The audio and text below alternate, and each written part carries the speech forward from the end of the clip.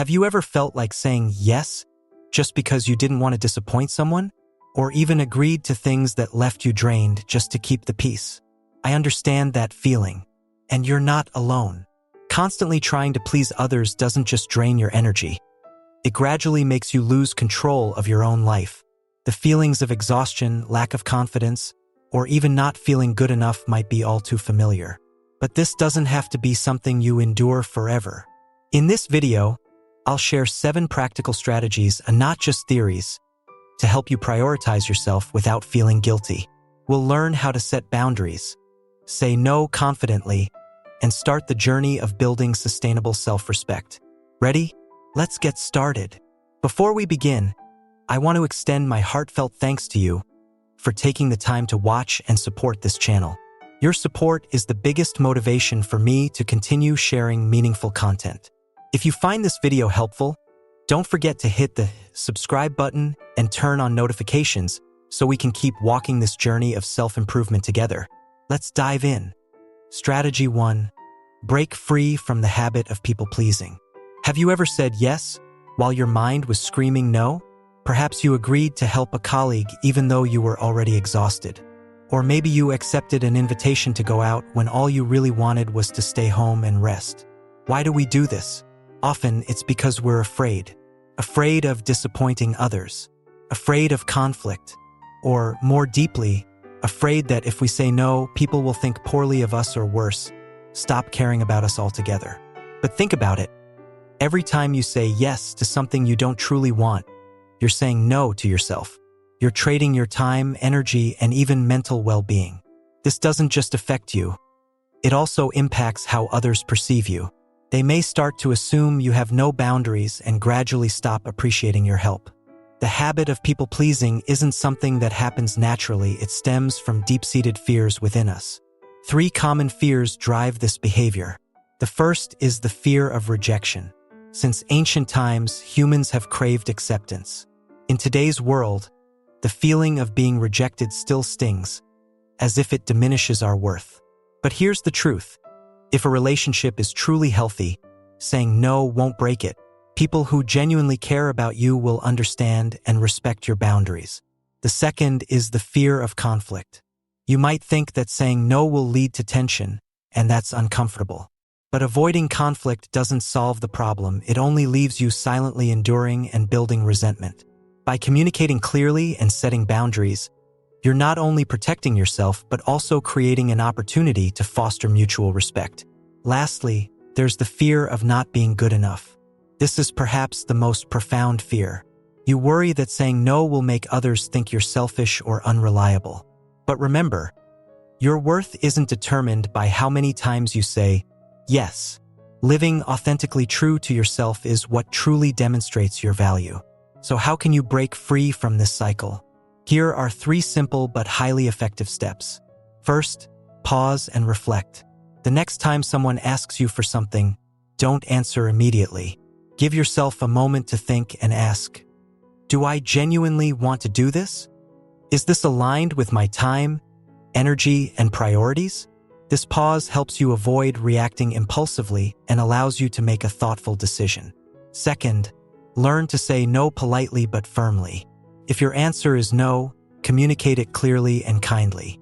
For example, you might say, I'd love to help, but I can't commit right now. Thank you for thinking of me, but I need to focus on other priorities at the moment. A polite yet firm refusal not only protects your boundaries but also shows respect to the other person. You don't need to over-explain or feel guilty. Remember, a gentle no is enough. Lastly, practice saying no to small things. Start with requests that aren't too significant. Decline an invitation to go out when you need rest, or say no to a non-essential task at work. After each refusal, reflect, how do I feel? How did the other person respond? You'll realize that saying no isn't as scary as it seems, and it becomes easier with time. When you start saying no selectively, you'll notice positive changes in your life. You'll feel more confident because you're affirming your worth. You'll feel less stressed because you're only committing to things that truly matter. Most importantly, you'll earn respect from others because you've learned to respect yourself first. Remember, saying no doesn't make you a bad person. It's simply a way to protect your time, energy, and mental health. As Stoic philosopher Epictetus once said, "No one is free who is not master of themselves." Saying no to things that don't serve you is the first step to mastering your own life. So, are you ready to try it today? Start by pausing, reflecting, and, if needed, saying no. Each well-placed no brings you closer to living a life of freedom and meaning. Strategy 2. Limit unnecessary apologies. Do you often find yourself saying, "I'm sorry," in situations where it's unnecessary? For example, you apologize when someone accidentally bumps into you, even though it wasn't your fault. Or, during a meeting, you start your question with, "Sorry, I just wanted to ask." These apologies, though they may seem harmless, actually send a subtle message that you've done something wrong or worse, that you don't believe you have the right to be present or to express your thoughts. So why do we apologize so frequently? This behavior often stems from deep-rooted social and psychological influences. From a young age, many of us are taught that apologizing is a sign of politeness and humility. While that's true in certain situations, when this habit becomes automatic, it can actually harm you. By constantly apologizing, you inadvertently signal that you are in a weaker position, handing over control of the conversation or situation to others, even when it's unnecessary. Think about the last time you apologized for something trivial. How did you feel afterward? Maybe you felt a temporary sense of relief, but over time, repeating this behavior can erode your confidence. You might start believing that your presence always needs to be justified, or that you must avoid being a burden. How can you change this? Start by developing the habit of pausing and asking yourself, "Is this really something I need to apologize for?" Remember, apologies are necessary when you've made a mistake or hurt someone. But if you're apologizing for something minor or simply to fill silence, it's time to rethink your response. One excellent way to do this is by replacing apologies with more positive phrases.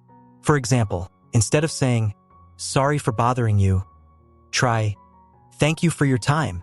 Instead of, "Sorry for being late," say, "Thank you for waiting." These phrases not only help you feel more confident, but also create a more positive tone in your communication. Imagine this scenario. You're late for a meeting and start with an apology. That immediately puts you in a weaker position. But if instead you say, "Thank you, everyone, for your patience," you shift the narrative.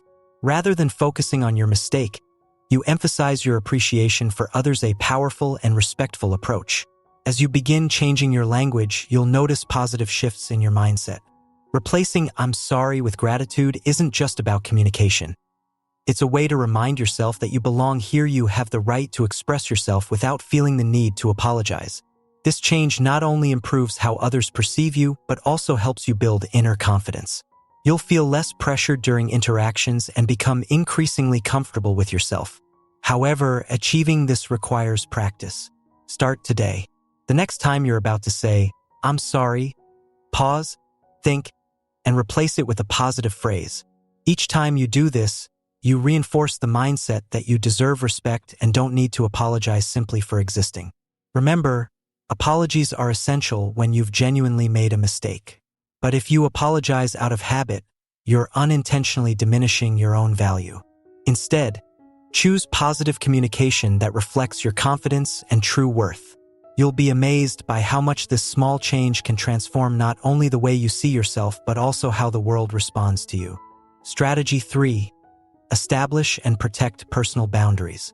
Have you ever felt like you had to say yes to avoid disappointing someone, even when it left you feeling exhausted or stressed? Perhaps you took on additional tasks at work simply because you didn't want to let your colleague down. Or you agreed to a friend's request even though you really needed a quiet evening to yourself. At first, it might seem like a way to maintain harmony, but over time, you realize you're overstepping your own limits. What happens when you don't establish clear personal boundaries? You might feel like you're being taken advantage of. You begin to experience stress and a lack of control because you no longer have the time or energy for what truly matters to you. Worse yet, when you're always available, others may gradually stop respecting your time and space because you haven't taught them how to do so. But remember, setting boundaries is not selfish or distancing. On the contrary, Boundaries are an act of respect both for yourself and for others. When you clearly define what you can and cannot accept, you're not only protecting yourself but also fostering healthier relationships. So, how do you establish and protect personal boundaries? The first step is to identify your boundaries in different areas of your life. Take time to reflect on the limits you need to set to safeguard your mental health, time, and energy. For example, with family, you might need to limit certain discussions or requests that feel inappropriate. At work, it could mean saying no to tasks that exceed your capacity. With friends, it might involve declining social invitations when you need time for yourself. Once you've identified your boundaries, the next step is to communicate them clearly and respectfully. You don't need to be rigid or confrontational. Instead, express your perspective calmly but firmly. For instance, if a colleague frequently interrupts your work with non-urgent requests, you might say, "I'm happy to help, but I need to focus on this task right now. Can we discuss this later?" Or if a friend repeatedly expects your presence while you're busy, you could say, "I care about you, but I need some time for myself right now. Let's catch up another time." Finally, if someone doesn't respect your boundaries, stand your ground. This may feel uncomfortable at first, especially if you're used to accommodating others. But remember, by being consistent, you're sending a powerful message that you value yourself and expect others to do the same. When you establish and protect your boundaries, you'll notice positive changes. You'll feel more at ease because you're no longer drawn into situations you don't want to be in. You'll have more time and energy to focus on what truly matters. Most importantly, you'll earn the respect of others because they'll see that you respect yourself first. Remember, boundaries are not walls that divide.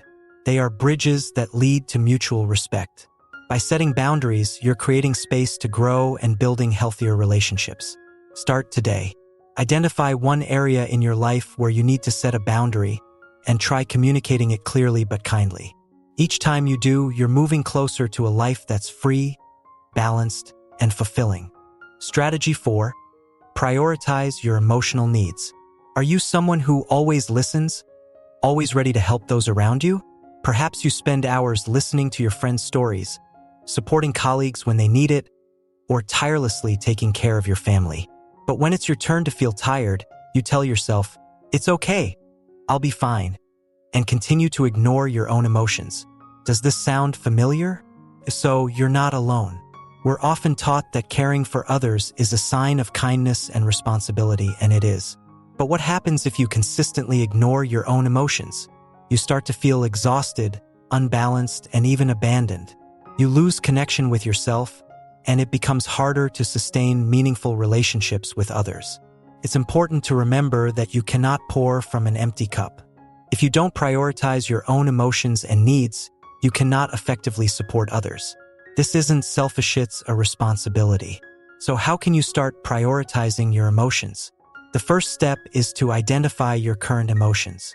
Take a little time each day to ask yourself, how am I feeling right now? What would help me feel better? It might be exhaustion that needs rest, sadness that needs to be acknowledged, or even joy that you want to share with someone. By recognizing your emotions, you build an honest and healthy relationship with yourself. The second step is to practice self-compassion. Instead of blaming yourself for feeling tired or weak, learn to speak to yourself with the same kindness you would offer to someone you love. For example, if you feel exhausted, don't berate yourself for not being good enough or strong enough. Instead, remind yourself, "I've done so much, and I deserve to rest." This kind of self-reassurance not only helps you feel lighter, but also builds the inner strength to carry on. The final step is to make time for yourself every day, even if it's just 10 minutes. You don't need to do anything grand. It could be a few minutes of meditation, a short walk, reading your favorite book, or simply sitting quietly and enjoying your own space.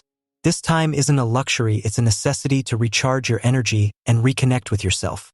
When you start prioritizing your emotional needs, you'll notice a significant change. You'll feel calmer, more balanced, and less caught up in feelings of stress or overwhelm. More importantly, by taking good care of yourself, you'll have more strength and presence to support those around you. Remember, prioritizing yourself doesn't mean you stop caring for others. It simply means you're doing so from a place of abundance and compassion, not exhaustion. As Marcus Aurelius said, you have power over your mind, not outside events. Realize this, and you will find strength. Starting today, weigh your emotions on the scale and allow yourself to prioritize them. Even one small action each day can create a big difference in your life. Strategy 5. Embrace rejection. Have you ever been so afraid of rejection that you hesitated to share your ideas, ask for help, or even try something new? Perhaps you wanted to ask for a promotion at work, but told yourself, what if they say no? Or you considered asking a friend for help but thought, what if they reject me? This fear not only holds back your actions, but also makes you constantly seek validation from others instead of trusting in your own worth. When you let the fear of rejection control you, you limit your potential. You stop sharing creative ideas, exploring new opportunities, and stepping out of your comfort zone. But the reality is that rejection is not a reflection of your value, it's simply a natural part of life. So, how can you overcome this fear? First, change the way you perceive rejection. Instead of viewing rejection as a personal failure, see it as feedback. A rejection doesn't mean you're not good enough or undeserving. It simply indicates that the situation, timing, or the other person's needs don't align with your request, and that's perfectly fine. When you separate your self-worth from the outcome, you'll realize that rejection is just one part of the journey toward learning and growth. The next step is to practice hearing no in small situations. This is how you build the courage to face rejection in bigger contexts. Start by asking simple questions that are easy to turn down, like requesting a discount when shopping, asking for a small favor, or seeking help from a friend. When you hear no, remind yourself that it doesn't diminish your value and it's certainly not the end of the story. Finally, track each time you dare to try and reflect on what you learn. Every time you confront your fear and take action, you're one step closer to building confidence. Write down the times you've faced rejection, how you felt afterward, and what lessons you gained. This not only helps you track your progress, but also reminds you of your inner strength in facing challenging situations. When you change your perspective on rejection and practice confronting it, you'll notice a positive shift. You'll feel more confident because you'll understand that your worth isn't determined by someone else's response. You'll become braver, ready to tackle bigger challenges without being held back by fear. Remember, every successful person you admire has faced rejection not just once, but many times. What sets them apart is that they didn't let those rejections stop them from moving forward. As the Stoic philosopher Epictetus said, it's not what happens to you, but how you react to it that matters. Every no you hear is an opportunity to learn, grow, and become stronger. So, are you ready to try today? Start with a small request, and if the answer is no, smile, take note, and keep moving forward. You'll discover that true freedom and confidence don't come from always hearing yes. They come from daring to ask, daring to try, and daring to move forward, no matter the response. Strategy 6. Communicate clearly and confidently. Have you ever noticed yourself using weak or unclear language to avoid judgment? Maybe you start your sentences with, I think maybe, or I could be wrong, but even when you know exactly what you want to say, you hedge your words, as if trying to soften the impact of what you're saying. While this might make you feel safe in the moment, over time, it weakens your message and makes it harder for others to understand your intentions. When you don't communicate clearly and confidently, you send a signal that you're uncertain or don't fully believe in what you're saying. This not only makes it difficult for others to grasp your point of view, but also diminishes the value of the message you want to convey. Imagine a meeting where you present an important idea, but your delivery lacks confidence. Will that idea be heard and appreciated as it deserves to be? The good news is that you can absolutely improve the way you communicate, not just with your words, but also with how you present yourself. The first step is to use strong and positive language. Instead of starting with, I think maybe, say something more direct, like, I want, or I believe that. These phrases not only clarify your intentions, but also show that you believe in your own value. At the same time, pay attention to how you deliver your message through body language. The way you stand, look, and speak is just as important as the words you use. Stand tall with your shoulders open, maintain direct eye contact with your audience, and speak slowly and clearly. These small adjustments not only boost your confidence but also leave a stronger impression on your listeners. Imagine presenting an idea to a group of people. If your tone is shaky, your head is down, and you avoid eye contact, even the most brilliant idea may fail to convince others. But if you stand tall, make eye contact, and state clearly, I believe this approach will be effective. You'll not only capture attention but also convey confidence and determination in your idea. When you practice communicating clearly and confidently, you'll notice a significant change. You'll feel more at ease when expressing your opinions and gain more respect from your audience. This isn't because you're louder or more forceful, but because you demonstrate that you believe in what you're saying, and that holds great power. As Stoic philosopher Epictetus once said, "We have 2 ears and 1 mouth, so that we can listen twice as much as we speak." Clear communication is not just about speaking, but also about listening and projecting confidence through every word and action. Start today. The next time you want to share an idea or make a request, speak with strength, clarity, and without hedging your words. Let your voice and presentation reflect your true value. With every practice, you'll feel more confident, and over time, you'll find yourself not only conveying your message more effectively, but also building a strong and reliable image in the eyes of others. Strategy 7. Build positive relationships. Have you ever felt drained or doubted yourself after spending time with someone? There are relationships that leave you feeling energized and uplifted, but there are also relationships like dark clouds, diminishing your confidence and overshadowing your joy. Toxic relationships not only sap your energy but also erode your self-esteem, making you question your worth. Being around people who are constantly negative or critical can lead you to feel like you're not good enough. Over time, you might start believing their words or even questioning whether you truly deserve better things in life. But you don't have to stay stuck in such relationships. You have the right and responsibility to choose who you allow to influence your life. To build positive relationships, the first step is to assess your current relationships. Ask yourself, who lifts me up? Who makes me feel strong, confident, and inspired? Conversely, identify those who drain you, constantly criticize you, or make you doubt yourself. This process may not be easy, as negative people can sometimes be close family members or longtime friends. But to move forward, you must be honest with yourself. Once you have clarity, the next step is to spend more time with positive people and reduce time with negative ones. You don't need to cut someone out immediately, but be mindful of how you allocate your energy. Dedicate more time to those who respect, encourage, and support you. This will not only help you feel more at ease, but also motivate you to become the best version of yourself. And if necessary, have the courage to end toxic relationships. This can be a difficult step, but sometimes it's essential to protect your mental health and create a healthier life. You don't need to provoke major conflict or have dramatic confrontations. Simple actions like maintaining distance, refusing to engage in negative conversations, or gently withdrawing from unhealthy interactions can make a big difference. When you prioritize building positive relationships, you'll notice significant changes. You'll feel more encouraged, confident, and gradually grow stronger. True companions will help you see your real value and support you on your journey of self-improvement. As the philosopher Seneca once said, "Associate with those who will make a better man of you." The people around you not only reflect who you are, but also shape the person you will become. Today, take a moment to reflect on the relationships in your life. Who inspires you? Who drains you? Start with a small step. Spend more time with someone positive whom you cherish, or reduce interactions with someone who causes you stress. Over time, you'll find your life becoming lighter, more meaningful, and you'll also become a positive inspiration for others. Self-respect isn't something that comes naturally, nor is it something you achieve overnight. It's the result of small actions repeated daily.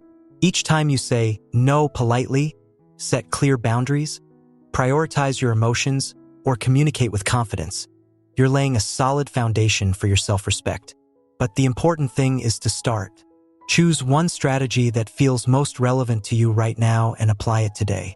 It could be a small action like replacing "I'm sorry" with "thank you for waiting," or taking 10 minutes to tune into your own emotions. Don't wait for the perfect circumstances, just act. And each small step will lead you to significant changes. I'd also love to hear from you. Which strategy in this video resonated with you the most? Have you tried any of these strategies before, and what were the results? Share your thoughts in the comments so we can learn from and encourage each other on this journey. Thank you for taking the time to watch this video.